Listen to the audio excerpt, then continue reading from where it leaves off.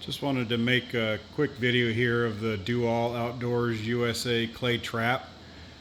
Just putting mine together here, and the directions were a little misleading. They call for 4 about 1.5 inch bolts to go from the wobbler to the thrower base.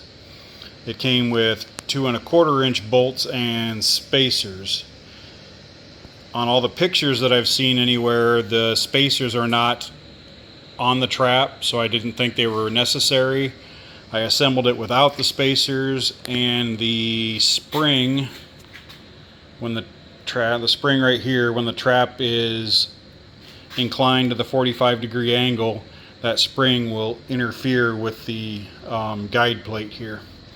So the spacers are necessary, even though the directions don't mention them and don't mention this length of bolt.